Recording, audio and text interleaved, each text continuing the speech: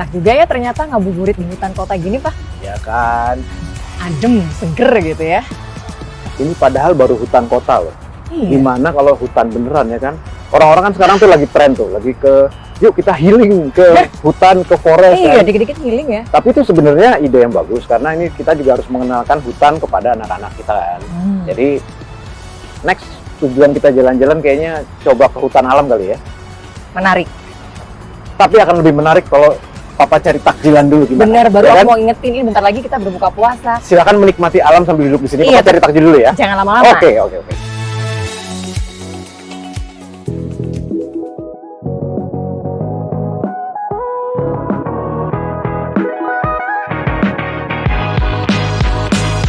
Assalamualaikum warahmatullahi wabarakatuh. Sobat Hijau, kita ketemu lagi. Kali ini saya mau ngajak ngabuburit di hutan, berbicarakan soal sesuatu yang berhubungan dengan lingkungan hidup dan hutan tentunya. Kita ngabuburit yang berfaedah yuk. Kita ngabuburit di hutan.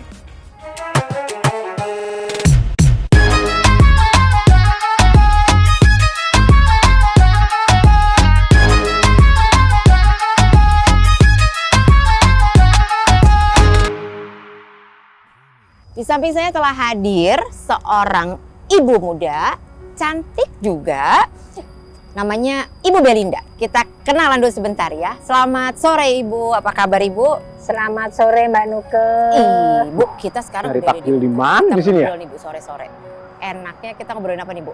Ini kan enak Tuh, ya. ada kita apa itu nongkrong rame-rame? di sini. Iya, angin-angin gimana? Hijau-hijau Kayaknya lagi ya ngobrolin kita. hutan Nah, deh. bagusnya yang kita bahas ngomongin hutan aja lah. Ngomongin hutan kita kayaknya Ngomongin seru nih Bu, hutan. udah lagi asik. Waduh, Iya. saya kebetulan lagi jalan-jalan sama anak istri di sini, Oh. melihat hutan yang indah sekali ini. Mas Baim. Betul sekali saya Baim. Aduh, teman lama saya Bu. Boleh saya duduk ya Bu? Boleh ya? Boleh, kita lagi ngobrol loh, ini lagi asik ngobrol soal hutan. Pas karena saya sama keluarga rencananya mau jalan-jalan ke hutan, nanti ke Taman Nasional kayak atau kemana, pokoknya segala sesuatu yang berbau hutan. Wah, Mengenalkan kepada anak-anak bahwa pentingnya dan indahnya hutan Indonesia. beneran? Tuh dong, Tapi ini nggak apa-apa Mbak, arti kayaknya kita tinggal saya tadi bilangnya mau beli takjil dulu sebentar. beli takjil di hutan. Oke. Nggak apa-apa, kali-kali nemu nanti saya balik ke sana. Oke, kalau gitu kita ngobrol lanjut gak apa-apa ya? Lanjut. Oke, Mas Baim, ini Bu Belinda. Halo Ibu Belinda. Salam Mas Baim. Saya beliau- suka lagu-lagunya loh. Ayo Bu, tahu nggak Bu? Tahu lah. Tahu zamannya Ibu banget ya. Iya. Kita pengen ngebahasin hutan, Hmm. tapi Bu, please ngobrolinnya yang santai. Gimana Bu? Jangan yang ketinggian Bu, ya. Ya toh. Jadi supaya kita semua bisa ngerti, Bu Be ini penguasanya luasan hutan di Indonesia. Kok penguasa? Banyak nanya ya, nanya mengenai yang kita nggak tahu ya. Nanya. Oke. Bu, Ya. kondisi hutan sekarang Bu, tutupannya kayak gimana? Rapet, jarang atau gimana Bu? Kalau ngomong kondisinya kita mulai dari tahu luasannya dulu ya. Siap. Luasan daratan Indonesia itu 187 juta hektar. 95 juta hektarnya adalah hutan. Artinya separuh kan, separuh lebih. Nah, itu Separuh. kondisi hutan kita saat ini seperti itu. Nah, yang separuhnya itu yang dipakai kota, dipakai kita makan dan sebagainya. Tapi hutan kita, areal berhutannya itu masih 50% lebih. Jadi sebenarnya kalau lihat totalnya masih setengah tuh ya Masih aman mestinya ya. masih mestinya bagus ya Bu ya kategori. Itu masih bagus dan harus kita pertahankan segitu. Syukur-syukur ditambah. Ini yang lagi pada rame nih, mungkin pernah dengar juga Mas Baim. Deforestasi itu apaan sih Bu? Oh, deforestasi ya, ini banyak sekali yang ngerembuk nih, Mas Baim nih. Orang selalu nanya deforestasi. Deforestasi itu sebetulnya adalah perubahan dari area yang sebelumnya berhutan menjadi tidak berhutan. Orang biasanya terus nanya, kalau gitu angkanya berapa Bu? Kan gitu ya. Iya. Nah, oke lah. Kalau angka yang paling up to date pada saat ini ya, yang official, angka deforestasi kita itu adalah 115.000 hektar.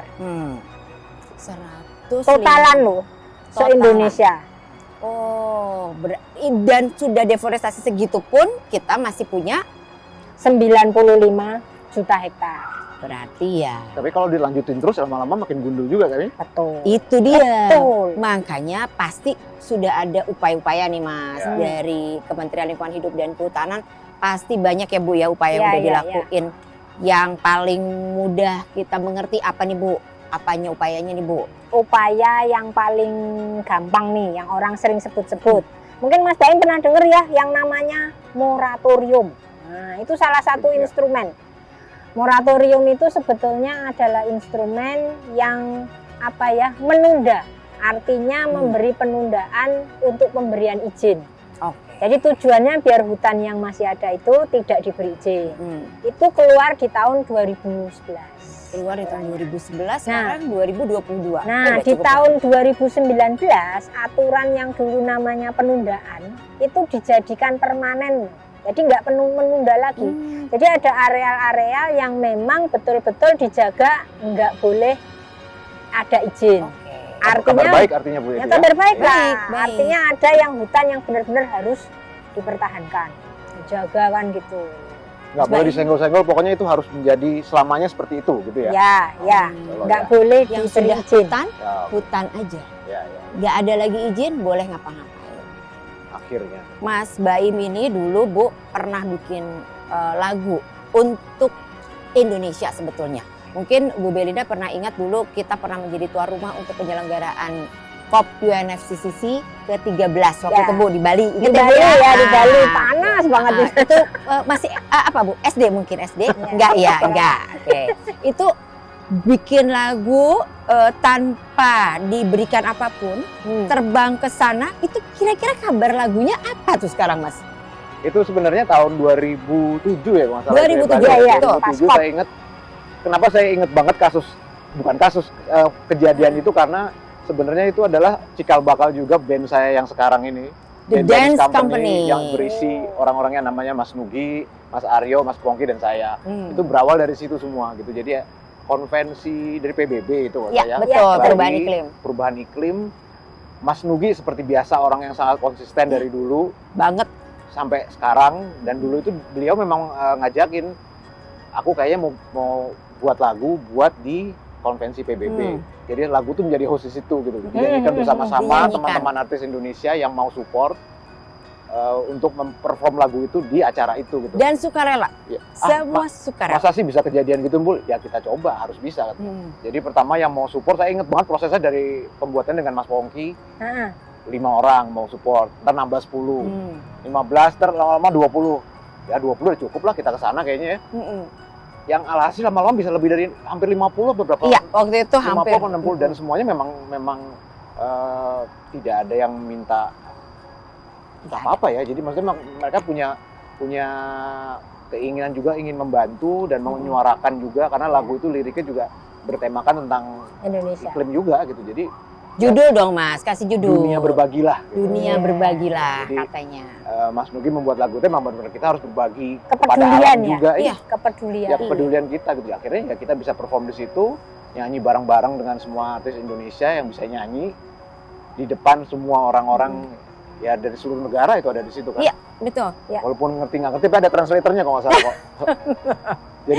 jadi kita nyanyi di situ ya akhirnya mempelajari juga ya Mas Nugi, kita ngobrol banyak mengenai pedulian kita terhadap perubahan iklim yang bukan akan terjadi ya sudah terjadi gitu. Sudah terjadi. Ini udah mulai ngomongin perubahan iklim Bu. Ini lagi rame banget diomongin nih Mas Baim. Ya.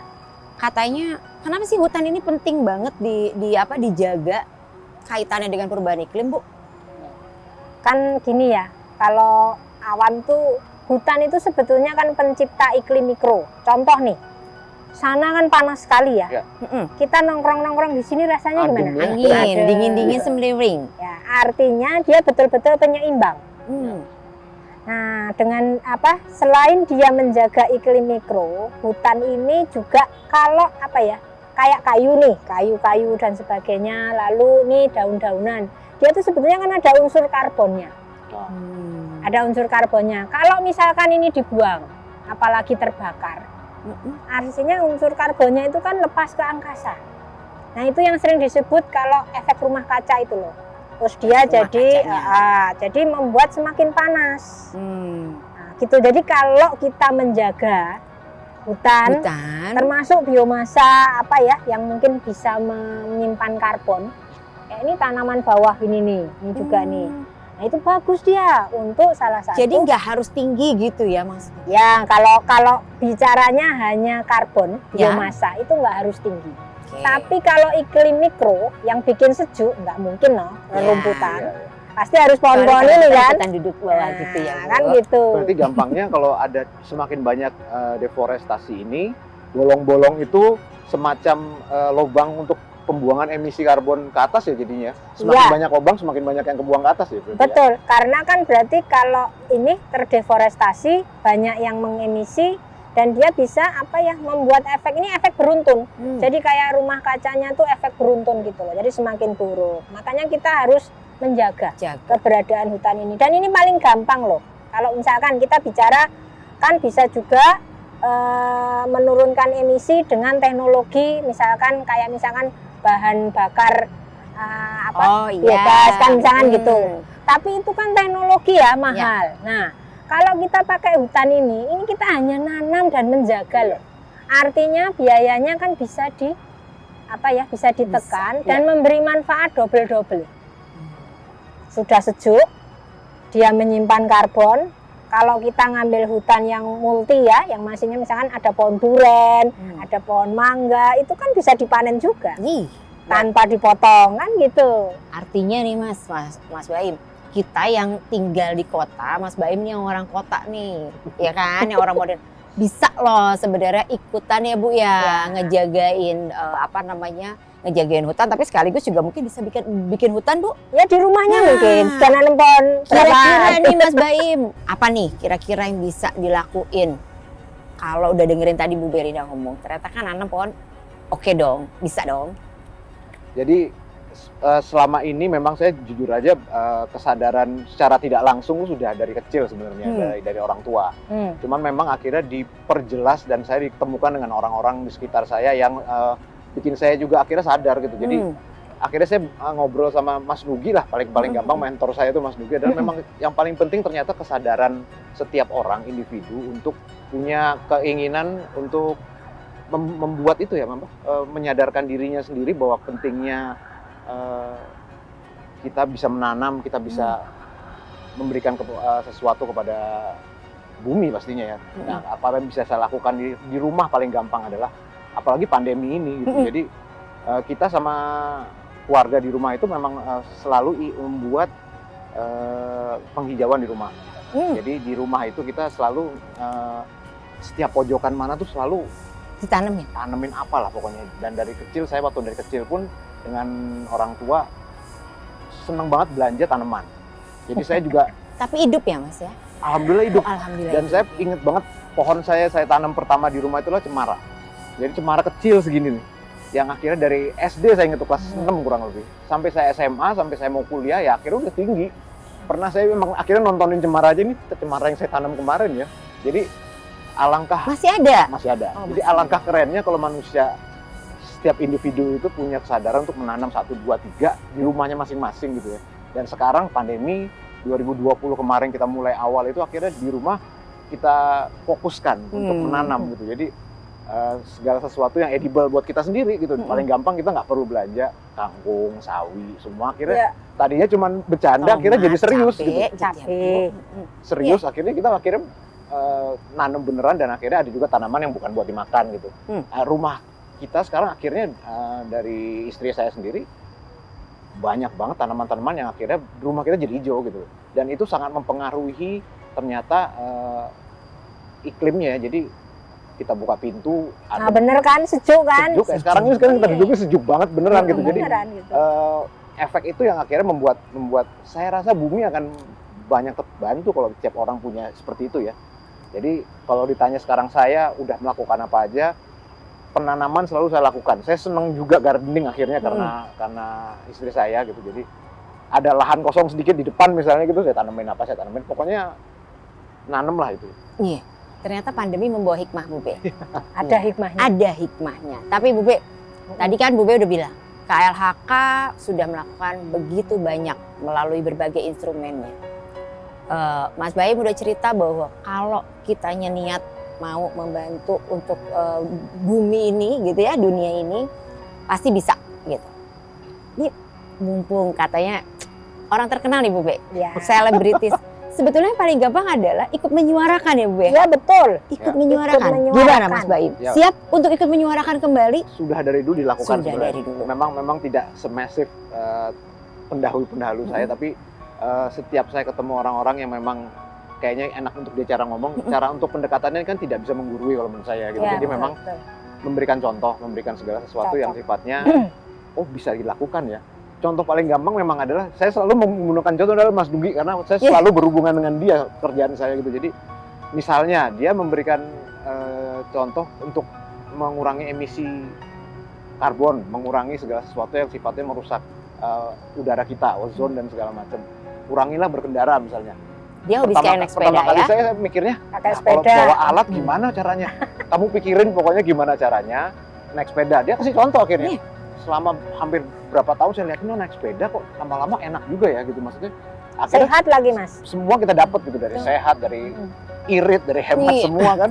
Ya, akhirnya kita mau nggak mau berempat ini band ini kalau mainnya di Jakarta aja udah naik sepeda emang bener-bener enak. Gitu. Wah. Ribet masuk, ya hemat segala macam gitu. Jadi memang pelan-pelan kita memberikan suatu seruan positif pada teman-teman yang akhirnya juga banyak juga yang akhirnya mengikuti gaya itu. Jadi bukan gaya lagi, namanya udah lifestyle kita ya. Bukan Lifestyle. sesuatu yang harus gitu posting enggak, tapi ya kita pergi naik sepeda aja memang.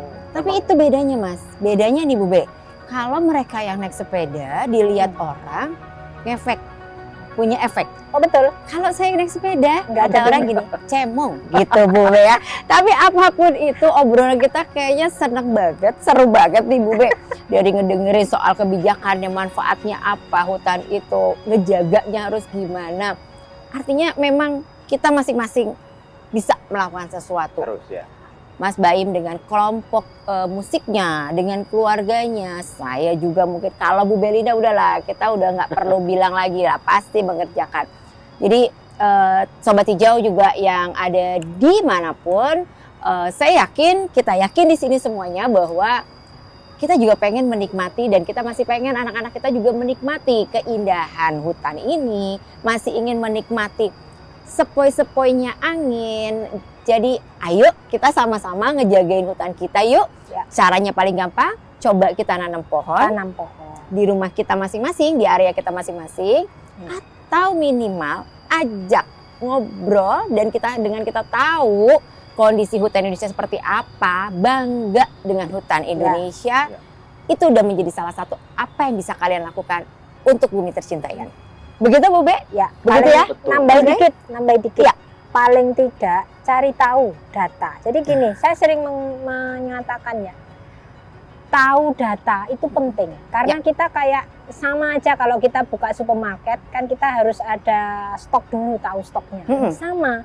Jadi kita mau ngomong Indonesia seperti apa, kita harus tahu dulu. Makanya tadi seneng saya ditanya, hutan kita ada berapa? Iya.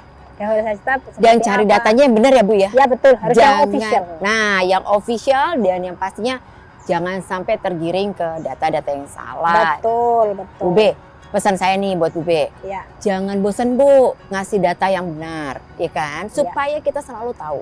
Tidak bosen. Tidak bosan ya Bu ya. Mas Baim juga Mas Baim. Jangan bosan ya ngobrolin sama yang teman-teman yang Harus lain dong, nih, harus. sobat-sobat hijau yang lain yang Pasti. ada. Semuanya kasih tahu bahwa kita bisa kok gitu ngewujudin Indonesia yang memang punya hutan yang memang kebanggaan kita semua.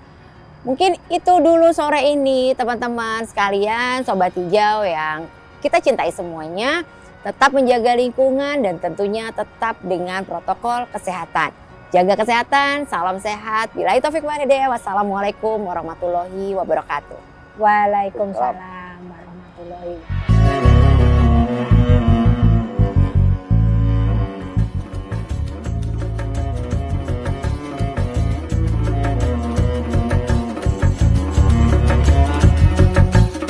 Mas Baim, mau ngingetin. Tadi lu kesini bukan sama istri lu? Berarti Kak, ini udah mau buka loh. Mau buka nih. Masih ada nggak dia di situ ya? Nah, lu samperin cari ya. Tapi kapan-kapan ajakin Mbak Artika ngobrol lagi sama kita ya. Kesini ya nanti Katya ngobrol lagi ya. Ajak ngobrol lagi. Sama Sobat Hijau. Sip, Iya, pasti. oke. Saya cari dulu ya berarti ya. Siap. Makasih banyak ya Sama-sama, Mas. Salam sama-sama. ya buat Sama-sama. istri ya. Dadah. Iya, oke. Jangan hanya menjadi sebuah cerita, mari lestarikan.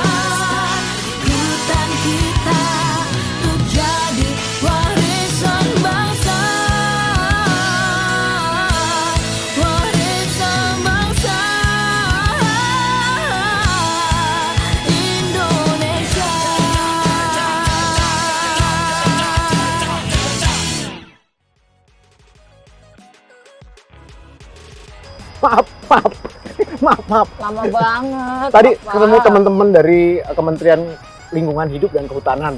Jadi ngobrolin mengenai hutan. Seru sampai akhirnya lupa. Sampai lupa beli takjil. Nggak apa-apa, karena aku sebelumnya juga ikutan. Loh, kamu udah duluan toh? Oh, Maaf ngajak-ngajak. Maaf ya. Tapi idenya bagus-bagus kan? Untuk kita keluarga Indonesia ini ngajarin ke anak-anak kita supaya lebih dekat dengan alam. Makin yakin mau bawa anak-anak ke hutan alam nanti. Pastinya. Dan jangan lupa nih, ajakin juga teman-teman untuk ikutan ngabuburit di hutan yang dipersembahkan oleh Kementerian Lingkungan Hidup dan Kehutanan. Sampai ketemu lagi sobat-sobat hijau. Tetap semangat ya.